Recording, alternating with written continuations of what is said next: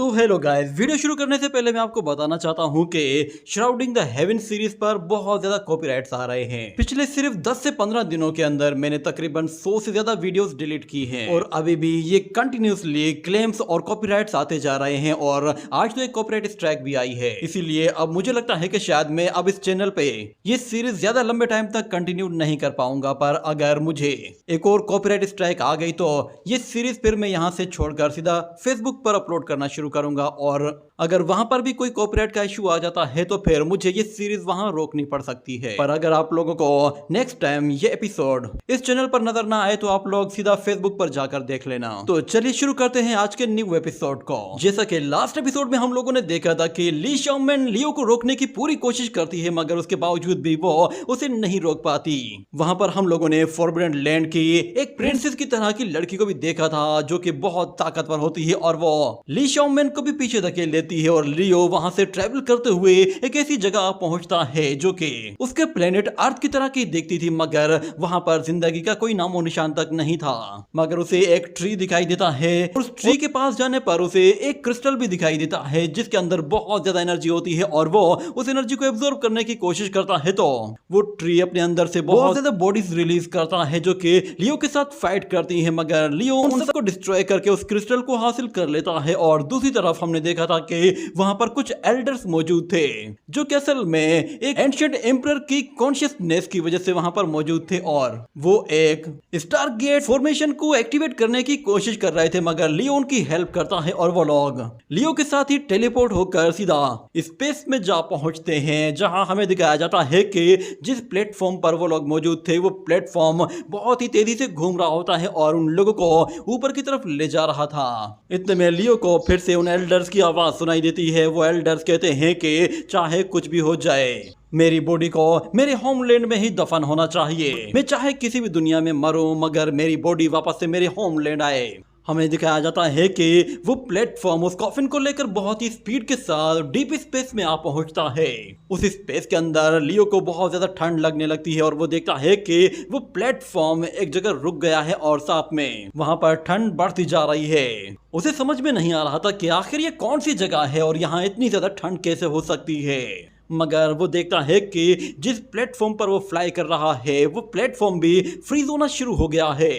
इतने में लियो को अपने सामने बहुत ही ज्यादा आइस थॉर्न आते हुए दिखाई देते हैं। उन्हें आते हुए देखकर लियो कहता है कि अरे नहीं, कहीं ऐसा ना हो कि ये अटैक्स कंटिन्यूसली हमारी तरफ आते जाएं। अगर ऐसा हुआ तो हम लोग यहाँ से निकलने से पहले ही पूरी तरह से फ्रीज हो जाएंगे। ये ठंड इतनी ज्यादा है कि ये हमारी बॉडी के अंदर मौजूद सेल्स को, यहाँ तक कि हमारे डीएनए तक को भी फ्रीज कर देगी। इतना कहने के बाद वो फौरन से अपने चारों तरफ एक बैरियर बनाकर अपने आप को उस ठंड से बचाने की कोशिश करता है और वो आइस थॉर्न बहुत ही जोर से आकर टकरा रहे होते हैं, जिसकी वजह से लियो को वहां पर अब थोड़ी सी मुश्किल का सामना करना पड़ रहा था क्योंकि वो बैरियर आहिस्ता आहिस्ता क्रैक होने लगा था। और जैसे ही वो बैरियर पूरी तरह से टूट जाता है तो हमें दिखाया जाता है कि लियो ने उस अर्थ लाइक प्लेनेट के अंदर से जो एक्सट्रीम यिन ट्रेजर लिया था वो ट्रेजर अपने आप ही बाहर आ जाता है। ये देखते ही लियो काफी सरप्राइज होता है कि ये चीज जो मून की तरह देख रही है ये अपने आप ही अपीयर हो गई है और ऊपर जाते ही फौरन से एक बहुत बड़ी फॉर्मेशन क्रिएट कर देती है। और लियो कहता है कि ये तो सुप्रीम यिन पावर है जो कि यूनिवर्स के क्रिएशन के टाइम पे अपीयर हुई थी। और यहाँ पर उसे एक्सट्रीम यिन स्क्रिप्चर भी दिखाई दे रही होती है जिस पर वो कहता है कि ये extreme true yin scripture demon and human race की शुरुआत से लेकर मौजूद है। लियो को ये बात पहले से ही मालूम होती है कि ये फॉर्मेशन एंशिएंट एम्परर ने बनाई थी और उस टाइम भी ये फॉर्मेशन उनके बहुत काम आई थी। भले ही ये स्क्रिप्चर अभी भी कंप्लीट नहीं है मगर मेरा सेंडाई रियलम वो इसके लिए भी काफी होगा क्योंकि मेरी बॉडी में ऑलरेडी सन स्क्रिप्चर मौजूद है और मैं अगर मून स्क्रिप्चर को भी उसके साथ कंबाइन कर देता हूं तो मेरा सेंडाई रियलम वो और भी ज्यादा अपग्रेड हो जाएगा। और हो सकता है कि जब ये दोनों एक साथ मिल जाएं तो मेरी पावर्स वो इवॉल्व हो जाएं। इतना कहने के साथ हमें दिखाया जाता है कि वो सुप्रीम यिन एनर्जी उसके आसपास मूव करने लगती है और लियो अपनी कॉन्शियसनेस के अंदर उस सेंडाई रियलम को देखता है। उस सेंडाई रियलम के दोनों तरफ दो बड़ी बड़ी मूर्तियां अपीयर होती हैं, एक यांग बॉडी होती है और एक जिन बॉडी होती है। और लियो कहता है कि कभी जिन पावर ज्यादा स्ट्रांग बन जाती है, कभी यांग पावर ज्यादा स्ट्रांग बन जाती है। देखते ही देखते वो दोनों ही पावर्स जब एक दूसरे के सामने आती हैं और उनकी स्क्रिप्चर्स वो उनके अंदर से एंशिएंट लेटर्स रिलीज करती हैं, तो लियो उनसे अपने आप को बचाने की कोशिश करता है, जैसे कि वो लेटर्स शायद उसे हर्ट करेंगे, मगर लियो अपने आप को उनसे नहीं बचा पाता। और जैसे ही वो एंशिएंट लेटर्स उसे हिट करते हैं तो लियो को फील होता है कि एक्सट्रीम जिन पावर उसकी बॉडी के अंदर बहुत ही तेजी से आ रही है। और एक तरफ उसके पास जिन पावर थी तो दूसरी तरफ यांग पावर थी और दोनों ही एक दूसरे के साथ कंबाइन होने की कोशिश कर रही थी। देखते ही देखते दोनों ही पावर्स जब एक दूसरे के साथ फ्यूज होने लगती हैं तो लियो को उस वक्त थोड़ी सी तकलीफ महसूस होती है, मगर जैसे ही दोनों की दोनों पावर्स आपस में मर्ज हो जाती हैं तो लियो कंप्लीटली फील करता है कि उसके अंदर एक न्यू पावर आ गई है। उसकी हाफ बॉडी वो हाफ जिन होती है और हाफ यांग होती है, उसका ऑरा ही क्लियरली विजिबल होता है। ये बात तो लियो को भी काफी सरप्राइज करती है कि दोनों पावर सेम टाइम पर एक ही बॉडी पर एक साथ अपनी एनर्जी अप्लाई कर रही है। उसे अब थोड़ा सा डर भी लगने लगा था कि कहीं ऐसा ना हो कि ये दोनों ही पावर्स एक दूसरे के अगेंस्ट हो जाएं और उसकी बॉडी पूरी तरह से एक्सप्लोड हो जाए, क्योंकि हिस्ट्री में ऐसा पहले भी हो चुका है। और लियो को ये बात अच्छी तरह से मालूम है कि एंशिएंट एम्परर्स ने भी इस तरह की पावर्स को यूज करने की कोशिश की थी, मगर उसकी वजह से वो लोग पागल हो गए थे और लोगों ने उन्हें फिर डीमन कहना शुरू कर दिया था। मगर क्योंकि heaven and earth yin yang powers को यूज करते हुए हर एक चीज को क्रिएट करते हैं, तो उसके लिए उसे भी सेम वैसे ही रूल्स को फॉलो करना होगा, क्योंकि जिन यांग हर तरह की बॉडी के लिए यूज की जा सकती है। और मुझे अभी से ही इसके रूल्स के बारे में अच्छी तरह से जानना होगा और इसके यूजेज को समझना होगा, जिसके बाद वो फौरन से उसे प्रैक्टिस करना शुरू कर देता है और कहता है कि टाइजी पावर वो हेवन एंड अर्थ की क्रिएशन से पहले की पावर है और इसे बिगिनिंग एनर्जी भी कहा जाता है। ये कहने के बाद हमें दिखाया जाता है कि वो जिन एंड यांग एनर्जी का बैलेंस बनाने के लिए दोनों ही पावर्स को कंबाइन करके दोनों को अपनी बॉडी में बिल्कुल बराबर बैलेंस के साथ सेट करने की कोशिश करता है, ताकि कोई भी पावर उसके माइंड पर अटैक न करे, क्योंकि दोनों ही पावर्स एक दूसरे की अपोजिट्स हैं और दोनों ही अगर एक दूसरे के साथ रिएक्ट करने लगती हैं तो उससे लियो को बहुत ही बुरी इंजरीज हो सकती है। मगर वो आहिस्ता आहिस्ता उन्हें समझने की कोशिश करते हुए कहता है कि टाई एनर्जी वो एक गुलाब के फूल की तरह है। मैं खुद टाई हूँ और मेरी बॉडी वो डाउ है, इसीलिए मैं अपनी डाउ बॉडी के साथ इस टाई पावर को अपनी बॉडी के अंदर बैलेंस कर सकता हूँ। इतना कहने के बाद वो ऊपर की तरफ देखता है तो उसे बहुत सारी स्टार कॉन्स्टेलेशंस नजर आती हैं और उन स्टार्स के अंदर से बहुत ही ज्यादा लाइटनिंग आकर गिरती है, जो कि सीधा लियो की बॉडी को आकर हिट करती है। इस ट्राइबुलेशन की वजह से लियो को थोड़ी सी तकलीफ महसूस होती है, मगर फिर भी वो उसे बर्दाश्त कर रहा होता है, क्योंकि उसे पता चल गया था कि ये थंडर ट्राइबुलेशन है। अगर वो इस ट्राइबुलेशन को पास कर लेता है तो वो सेंडाई रियलम के सेकंड लेवल में आ जाएगा। इसीलिए वो ब्रेक थ्रू करने के इस सुनहरे मौके को हाथ से जाने नहीं देना चाहता था, जिसके बाद हमें वहां पर कुछ हेवनली बॉडीज दिखाई देती है जो कि लियो के ऊपर थंडर ट्राइबुलेशन लाने वाली थी, मगर साथ में वो लोग अपने साथ एक बहुत ही बड़ा टावर भी लेकर आए थे जो कि वो लोग लियो के ऊपर दे मारते हैं, मगर लियो अपनी एनर्जी के जरिए उस टावर को अपने ऊपर ही होल्ड कर लेता है और उस टावर के साथ वहां पर फिर बहुत ज्यादा थंडर लाइटनिंग भी होती है जो कि लियो की बॉडी को हर्ट कर रही होती है। हमें दिखाया जाता है कि जब उस लाइटनिंग का लेवल अपग्रेड होता है तो वो पूरी तरह से गोल्डन कलर की हो जाती है, जिसके बाद लियो फौरन से अपना ब्रेक थ्रू कंप्लीट कर लेता है और हमें उसकी आइज का कलर दिखाया जाता है, वो फौरन से चेंज हो जाता है, जिसके साथ लियो के अंदर इतनी ज्यादा टाई पावर आती है कि वो अपने एक ही हाथ के साथ उस टावर को बहुत ही जोर से पुश करता है। तो देखते ही देखते उस टावर में बहुत ज्यादा क्रैक्स पड़ना शुरू हो जाते हैं और वो पूरी तरह से डिस्ट्रॉय हो जाता है और साथ में लियो की उस एनर्जी की वजह से वहां पर इतना ज्यादा ऑरा इकट्ठा होता है कि वो पूरा का पूरा एक टोर्नेडो क्रिएट कर देता है। इतना बड़ा टोर्नेडो कि वो चारों के चारों हेवनली बॉडीज भी उसके अंदर पूरी तरह से गुम हो जाती है और लियो यहाँ पर अपना लेवल भी अपग्रेड कर लेता है, जिसके बाद अब वो सेंडाई रियलम के सेकंड लेवल को अचीव कर लेता है और जैसे अपनी आंखें खोलता है तो उसे स्टार स्काई दिखाई देता है। और फिर अगले सीन में हमें दिखाया जाता है कि लियो अभी भी अपना सफर कंटिन्यू किए हुए होता है और कहता है कि मैं अपने लेवल के साथ अगर दोबारा से स्पेस में ट्रेवल कर पाया तो ये मेरे लिए बहुत ही अच्छा होगा, मगर मुझे सिर्फ और सिर्फ एक बात का ही डर है कहीं मुझे बहुत ज्यादा टाइम ना गुजर जाए, क्योंकि स्पेस का टाइम वो बाकी वर्ल्ड्स के मुकाबले में बिल्कुल डिफरेंट तरह से काम करता है। उसे लग रहा था कि शायद उसने यहाँ पे ऑलरेडी काफी दिन गुजार दिए हैं, तो पता नहीं डोंगवांग वर्ल्ड पर या फिर प्लेनेट अर्थ पर कितने साल गुजर चुके होंगे। उसे याद आने लगी थी कि उसके जितने भी दोस्त हैं वो सारे के सारे हमेशा उसके ऊपर ही डिपेंड करते थे, मगर अब उसके बगैर वो लोग कैसे होंगे। वो मिंगशा के बारे में जानता था कि वो आगे चलकर क्या बनने वाला है, इसीलिए उसे उसके लिए बहुत ज्यादा स्ट्रगल करनी पड़ेगी और हो सकता है कि उसके लिए उसे अपनी जान भी दांव पर लगानी पड़ सकती है। लियो की वजह से अब सारी दुनिया ही उनकी दुश्मन बन बैठी है, तो अब लियो वहां पर नहीं है, तो अब उन लोगों को खुद से खुद ही डिफेंड करना होगा। ऊपर से लियो को सबसे ज्यादा टेंशन जिसकी थी वो ब्लैक एम्परर था, क्योंकि उसे पता था कि ब्लैक एम्परर वो हमेशा उल्टी सीधी हरकतें ही करता रहता है। पता नहीं वो अभी क्या गुल खिला रहा होगा, शायद वो लोगों को अपना पेट बना रहा होगा। खैर जो कुछ भी है, बस उसे शाओनान का ख्याल रखना होगा, क्योंकि वो सबसे ज्यादा वीक है। और उसे फिर जियू की याद आती है, तो वो ठंडी सी सांस लेता है और कहता है कि मुझे पता है वो क्या कर रही होगी। वो आज भी आसमान में बैठकर सितारों को देख रही होगी और उसे लगता है कि शायद मैं उसे भी यहाँ से देख रहा होऊंगा। वो भी मेरी तरह ही स्टारी स्काई रोड के बारे में जानने की कोशिश कर रही होगी कि वो कब अपीयर होगा और मैं यहाँ से कब वापस आऊंगा। मगर हमें पता था कि दोनों ही एक दूसरे के बारे में ही सोच रहे होते हैं और लियो को पूरी तरह से अंदाजा था कि सबसे ज्यादा वहां पर कोई उसे मिस कर रहा होगा तो वो सिर्फ जियू है। और लियो को ये बात भी अच्छी तरह से मालूम थी कि वो जब तक वापस नहीं आएगा तब तक जियो उसका ही इंतजार करती रहेगी। मैंने कभी सोचा भी नहीं था कि डोंगवांग वर्ल्ड को छोड़ने के बाद वापसी का रास्ता मिलेगा भी या नहीं, पर चाहे कुछ भी हो जाए, जब तक मैं जिंदा हूँ मैं वापस आने की पूरी कोशिश करता रहूंगा।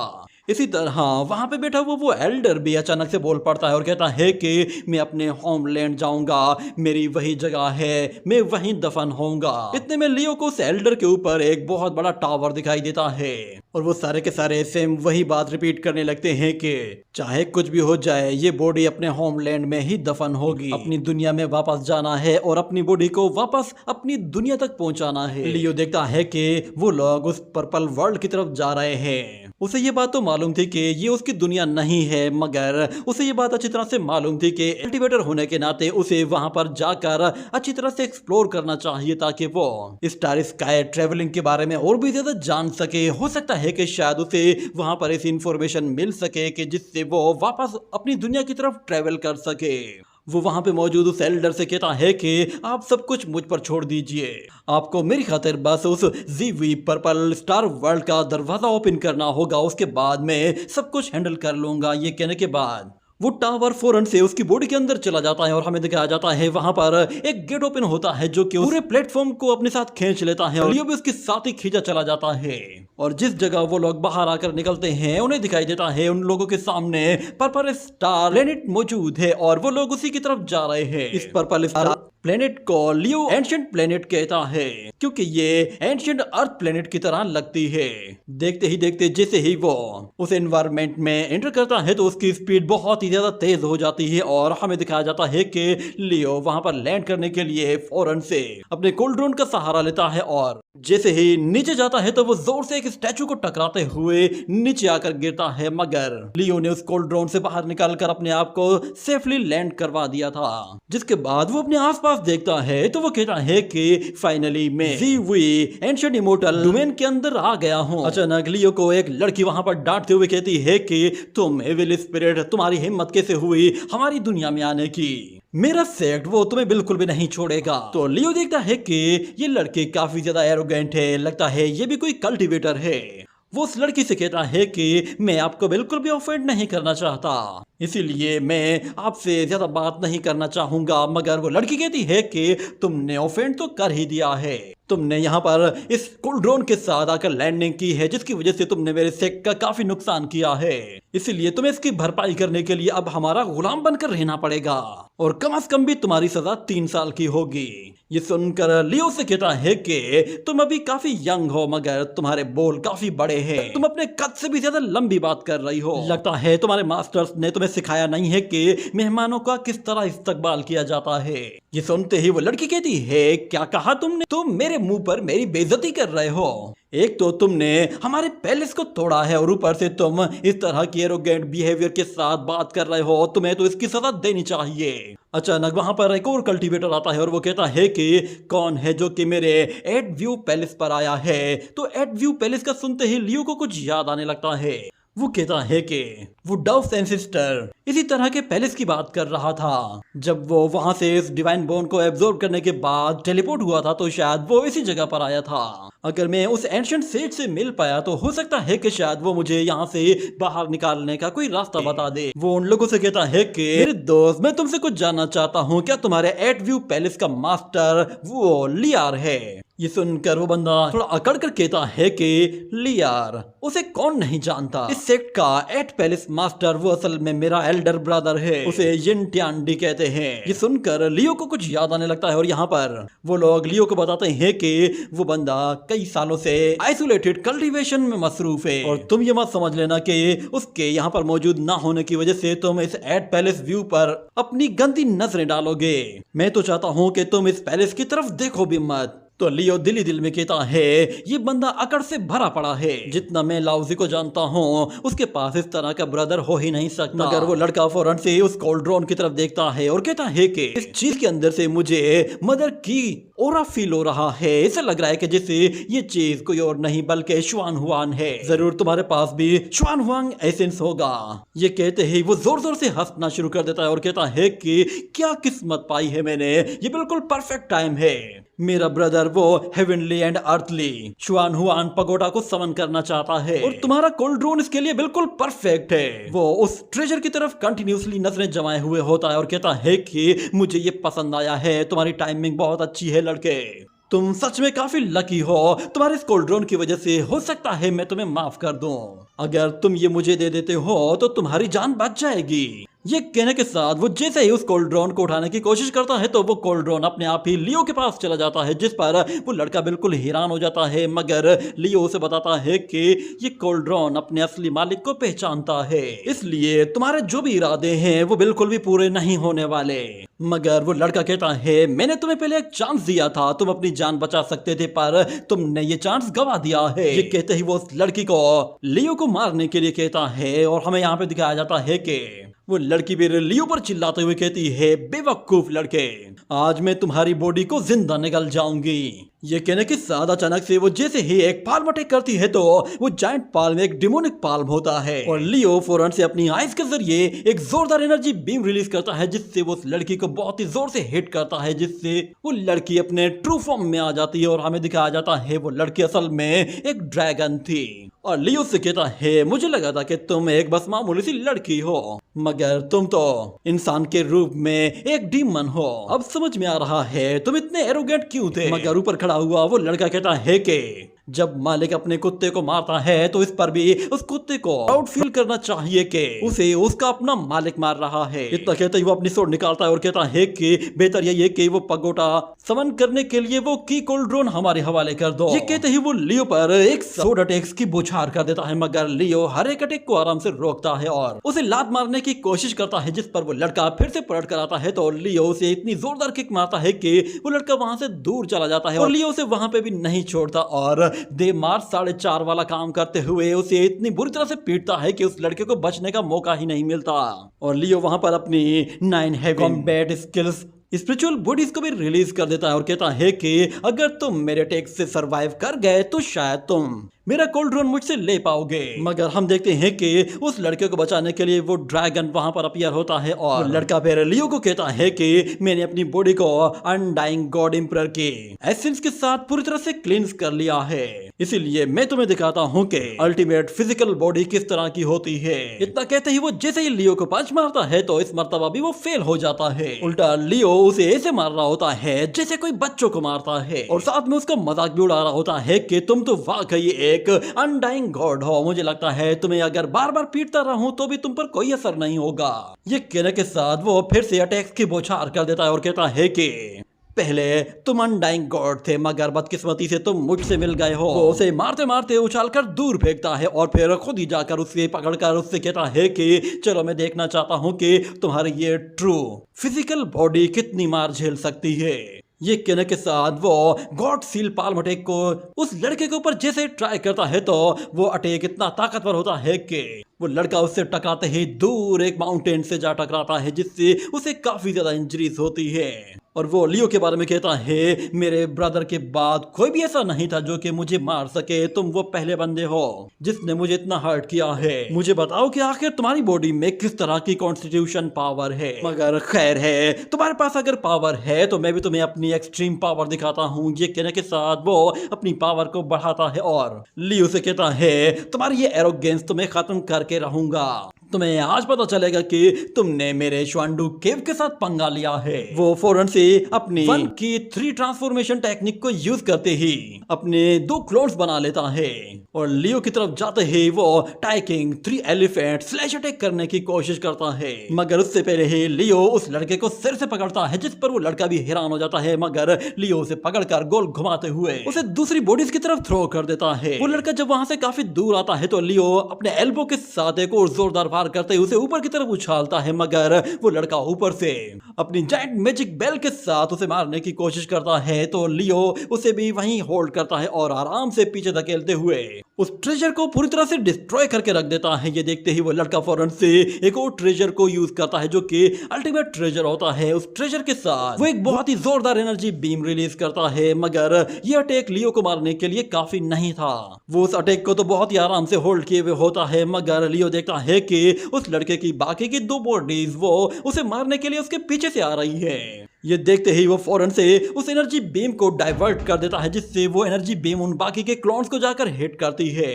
और फिर लियो से कहता है तुमने 1 की 3 ट्रांसफॉर्मेशन टेक्निक यूज की थी, मुझे ये टेक्निक कुछ खास पसंद नहीं आई, इसलिए मैं अब ये खेल खत्म करने जा रहा हूँ। ये कहने के साथ हमें दिखाया जाता है उसकी बॉडी के आसपास लाइटनिंग एनर्जी भी अपीयर हो जाती है और वो लड़का लियो को देखता है कि वो वहां पर कहीं भी नजर नहीं आ रहा। मगर लियो से कहता है कि तुम खुद को राइटियसनेस सेक्ट कहते हो, मगर तुम तो जहां कमजोरों को देखते हो वहीं उन्हें मारना शुरू कर देते हो। तुम्हें लगता है तुम्हारे पास ज्यादा ताकतवर ट्रेजर है तो तुम कुछ भी करते फिरोगे। क्या तुम्हारे एट व्यू पैलेस का यही तरीका है?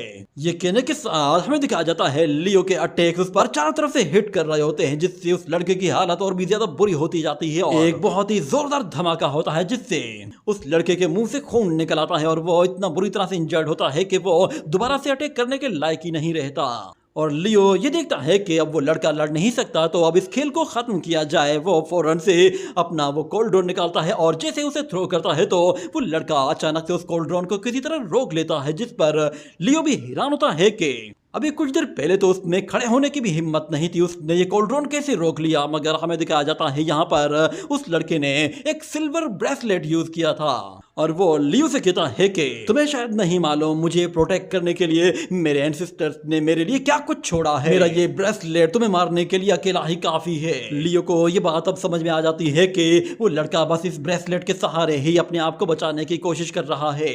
मगर हमें दिखाया जाता है कि वो लड़का तो ना सिर्फ खुद को बचाना चाहता था मगर वो लियो को मारना भी चाहता था और उसके लिए वो उस ब्रेसलेट को मल्टीप्लाई कर देता है जिससे वो ब्रेसलेट हर तरफ फैल जाते हैं और लियो अपने चारों तरफ एक बैरियर बनाकर उन अटैक्स को रोक रहा होता है। मगर उसे फील होता है कि ये ब्रेसलेट पहले वाले से बिल्कुल डिफरेंट है। ऐसा लग रहा है कि जैसे वो पहले वाले ब्रेसलेट भी इसी से ही पैदा हुए हैं क्योंकि ये ब्रेसलेट किंग लेवल का वेपन है और जो पहले वाले वेपन थे वो वज्रा लेवल के थे, इसीलिए ये उस पहले वाले सिल्वर ब्रेसलेट से बहुत ज्यादा ताकतवर है। उसे नजर आता है कि वो लड़का तो उसे कंटिन्यूअसली पुश करते जा रहा है और उसका डोमेन तोड़ने की कोशिश कर रहा है। मगर देखते ही देखते अचानक से लियो पूरा खेल ही बदल देता है और अपनी न्यू टाइजिन पावर को यूज करते हुए सिल्वर ब्रेसलेट को वहां से पीछे धकेलने की कोशिश करता है और हमें दिखाया जाता है कि उसकी पावर वो इतनी बढ़ती है कि वो सिल्वर ब्रेसलेट भी उसे नहीं रोक पाता और सारे के सारे ब्रेसलेट वहां से दूर जा गिरते हैं। और जब हम लोग लियो को देखते हैं तो वो अपनी एक्सट्रीम जिन पावर को यूज कर रहा था और दूसरी तरफ वो लड़का जब अपने ब्रेसलेट को उठाने की कोशिश करता है तो लियो उसे खींच कर अपने पास ले आता है और कहता है कि बदकिस्मती से तुम अब इस ब्रेसलेट को ज्यादा देर यूज नहीं कर पाओगे। अब इसके साथ मैं एट व्यू पेरिस में जा रहा हूँ। उम्मीद है ये ब्रेसलेट मुझे आगे जाने में हेल्प करेगा, मगर वो लड़का पीछे से कहता है कि तुम वहां पर जाओगे तो मेरा भाई तुम्हें बुरी तरह से मारेगा और मेरा बदला जरूर लेगा। ये कहने के बाद वो ऊपर की तरफ देखता है तो लियो का वो गोल्ड ड्रोन उसके ऊपर आकर गिरता है, जिससे उसकी हड्डी पसली टूट जाती है। और लियो कहता है कि पहले तो मैं तुम्हें जिंदा छोड़ने वाला था, पर तुम्हारी बकबक की वजह से मैंने अपना इरादा बदल लिया। वो फौरन से उस पैलेस के ऊपर आता है और कहता है कि एट व्यू पैलेस वो मेरा अपना पैलेस तो नहीं है, पर हो सकता है मुझे अंदर कोई ऐसे क्लू मिल जाए जिससे मैं अपनी दुनिया वापस जा सकूं। ये कहने के बाद वो जैसे ही उस गेट से एंटर करने की कोशिश करता है तो वहां पर एक बैरियर होता है जो कि उसे रोक देता है। और लियो कहता है कि यहाँ पर अंदर जाना अलाउड नहीं है। मतलब ये है कि मुझे अब क्लूज इकट्ठे करने के लिए अब माउंटेन से नीचे ही जाना पड़ेगा। ये कहने के बाद वो फौरन से उस माउंटेन से नीचे की तरफ चला जाता है और उसी के साथ ही ये एपिसोड भी यहीं पे ही एंड हो जाता है।